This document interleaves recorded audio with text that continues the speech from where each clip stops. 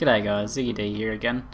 Before moving on to the Kazra fields, I'm just checking my current gearing situation, seeing if anything's interesting happening. This ring looks alright, a bit less experience, but the extra damage could come in handy in later sections. We can still make use of this ring I just took off. We can put it on our Templar here and he'll share us some of that experience with us. So we're still getting 19.4 experience there, that's nice. Might go doing a little bit of crafting before I move on as well. So just going to do a little bit of crafting. I kind of want to re-roll my boots. The chance that I'll get some move speed boots is pretty low, but I think I'll take the gamble on it now. I can do two lots and see what I get. Strength. And what else have we got? Dexterity. Well, that was worth a try. Let's get rid of these. Oh, we have enough for another pair of boots. Let's try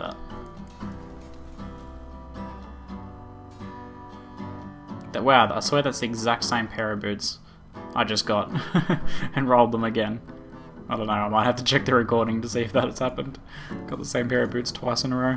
If so, that's pretty unlucky. So I've ditched Haunt. I just want to give you an update on my skills. I've ditched Haunt in favour of Diabats.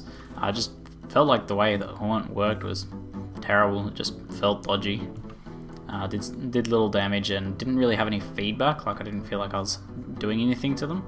So yeah, I've decided to ditch that one. Someone suggested Firebat, so I've gone with that for now. And I'll try out some of the other skills later on. I don't need to touch waypoints. This isn't D2. I'm still doing that.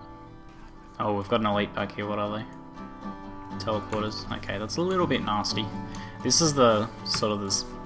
I'd say the first really hard section. Like where you start meeting those charging bulls, I think there's a good chance that you might get your first death there in hardcore. But things can get pretty nasty there. I really hate these spearmen.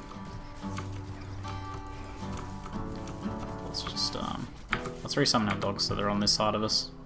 I've got a Haunt I can use if they do teleport next to me. At least these guys are ranged guys. Ranged teleporters aren't really such a big deal. I kind of like that those Firebats travel through everything. So what do we got here? Oh, there's still a guy alive there. Probably should make sure everything's dead before I go picking up my loot. Ooh, a vitality ring. Let's stick with my extra damage for now. I don't feel like I need that extra vitality too much. I have 800 life, it's quite a bit. Those dogs are good at absorbing those spear hits. It's pretty nice. I wonder if I can snipe these guys from up here. Oh yes. Love it. Let's just find that. Oh, can't find that sweet spot again. There we go. Alright. This is my favourite thing to do in hardcore. Just to kill things with them having no chance of doing anything back to you. So, I do have a bit of channel news actually. I'll just get out of these frozen walls, make sure I'm not dying while I'm sharing my news. Hey, a book. Let's get rid of that fell. I need to resummon my dogs. So, channel news. I did apply for a partnership with TGS. So I just sent, sort of not really expecting too much. I sent that. If you follow me on Twitter, you're probably following this a bit already, but I'll repeat it here. So I sent the application to TGS through their website and that sort of thing, and I got a response today saying that they feel my channel would be suitable for their RPM network, which is basically their smaller network. There's 3 networks part of TGS. There's TGS proper, Maker Studios, which is not really for gaming, that's more for the vlog style YouTubers, and RPM, which is like their smaller network for smaller channels. So I'm sort of deciding what I should do, because I've been reading a bit about TGS and they're a pretty closed off community it seems. Like they only really add people to that network that have been recommended by other people already in the network, which are usually major YouTubers like Husky and that sort of things. So I don't really know if Husky will be recommending me anytime soon, but I don't know. So I'm not sure how to proceed, because I know that joining RPM could be a way into TGS eventually, because that's my eventual goal. If I'm going to join any network, I kind of want it to be TGS, because I really agree with what they stand for and the way they have shaped YouTube to be a better place. Like before them, Machinima was the only way you could really monetize gaming footage on YouTube, and Machinima at the time had like terrible contracts and things like that. Like they would take ownership of all of your content and you wouldn't be allowed to leave their network and things like that. It was pretty horrible. It was kind of like they had a monopoly and all of the bad stuff that comes out of monopoly for the YouTubers. So I've remained independent for a long time now, not wanting to join any of other minor like RPM networks. But I don't know, maybe joining TGS's RPM network could be right. Maybe I'll wait one more month until my views for the month go over the 100k mark. Congrats, Templar, congrats. So I'm sort of deciding how to proceed on that one, whether I should join the RPM network or not. Wait a month and then apply again and just see. Like, I still think I'd probably get an RPM offer if anything, even though I'd be in the next views bracket. But we're in the Southern Highlands. There is a tower of Forgotten Tower here sometimes, so if that's here, we'll definitely be going in because there's very good rewards for clearing that. So yeah, still deciding whether I want to join the RPM network for TGS or not. Ah well, looks like no Forgotten Tower this time. Hey, level 15. Let's get rid of these spear guys that are throwing spears at me. It's kind of annoying. Grouping eels. That sounds horrible. What sort of skill is that? I think I'll check those out when I'm a bit safer though. So if you've been following my other channel, RL ZiggyD, you've probably already seen, you may have already seen a video I did talking about whether I should join a network or not. That was like a month ago or so, and a bit after that I decided that if I was going to join any it would be TGS, so hence my reason for applying for TGS at the end of this month. I thought it was a good time. Maybe it could help me step up my game a bit, because I still feel like I can grow heaps by myself, and I have been, like, month after month. Like last month I got over 100% growth in views and earnings and everything, and then this month I should attain my goal of 50% growth, and I think I could easily do that again next month. I think I'm going for like some sort of, maybe like 60% growth next month. We'll see. If I work really hard at it, I reckon I can do it. If you've been following this channel for a while, you probably noticed that I take YouTube pretty seriously. Eventually, more barb belts. Look at all this stuff we can't use. Anyway, yeah, I take YouTube pretty seriously. I need to resummon my dogs.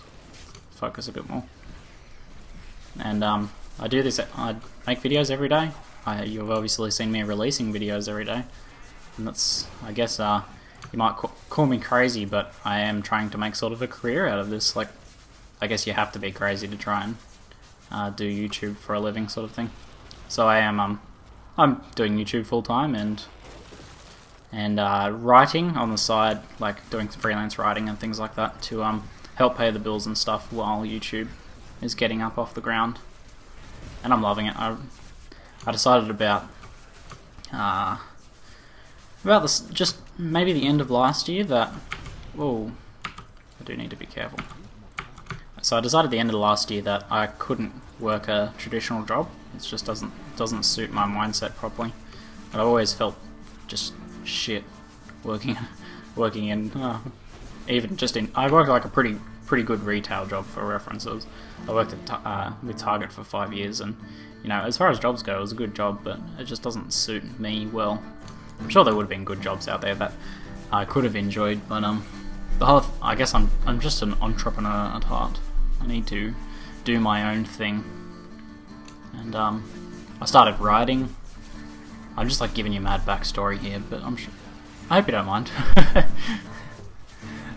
So I started writing it at the end of last year, just for myself, and that was mainly to get my name out there and just get some content online, get practice, learn that sort of thing, and I also earned some AdSense money revenue through that. Like, not much, like it was like $10 a month back then, like hardly anything.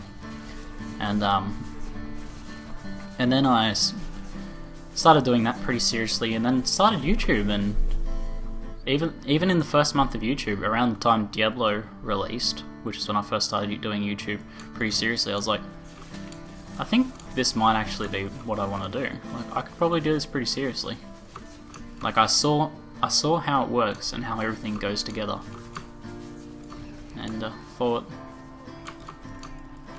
I could probably actually do this. So I'm just sort of focusing on these Vortex guys, because I don't really want to get Vortexed in there. There's a mad group of people there. Oh, okay, I've got Horrify, I'll use that. Why am I casting that there? Horrible. Alright, I'm just focusing. Throw some AoE in there. Still got potion of cooldown if I need it. Yeah, I think I'll pop one now. This is getting a little bit nasty. I do need to resummon my dogs, but they're still on cooldown. Cormac's fighting like a trooper in there. Oh man. Getting vortexed into a big crowd like that is sort of like, hey, you rare. Too bad it's like a monk weapon or something. Getting vortexed into a large crowd like that is when your heart starts racing in hardcore. If you have never played hardcore before, it's a different, completely different game to softcore. It's just so very exciting.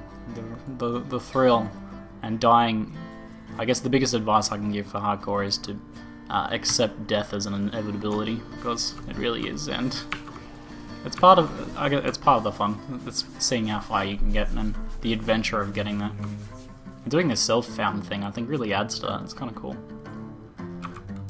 Like, hardcore with the auction house is still extremely difficult. Don't get me wrong, but I think this definitely adds to it. So let's just identify this for the hell of it. Yeah, that could have been good if we were a monk.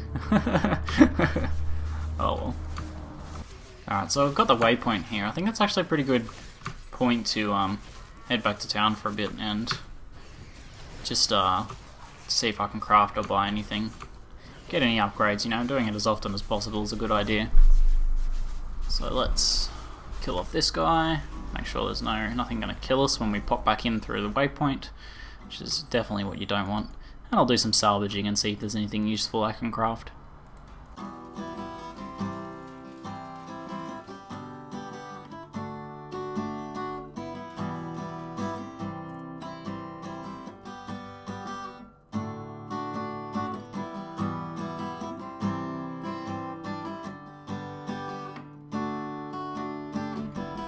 I kind of need a new weapon. It's actually been a long time since I've equipped one. I just haven't found anything decent. Look, level 5 weapon, I'm level 15. I'm pretty over leveled, but that means I can craft myself a decent weapon that won't drop yet. Like, I think I'm dropping mostly level 10 stuff now, so this axe might be a way to go, I reckon. Yeah, I don't want a two-hander. Even the base DPS on that axe is going to be better than mine, so no matter the rolls, I think this will be an upgrade. And maybe if it's bad, I can roll one more. Life on kill, life steal. Someone in the comments reminded me that life steal isn't scaled in normal, it's 100%, so that's life steal can actually still be okay in normal mode. I still think life on hit's a bit better if you've got a high attack speed, but this is pretty decent. Pretty high DPS. Let's put that on. Yeah, nice little upgrade there. I can probably salvage this weapon I just took off and craft another one, see if I get a better roll. Let's try that.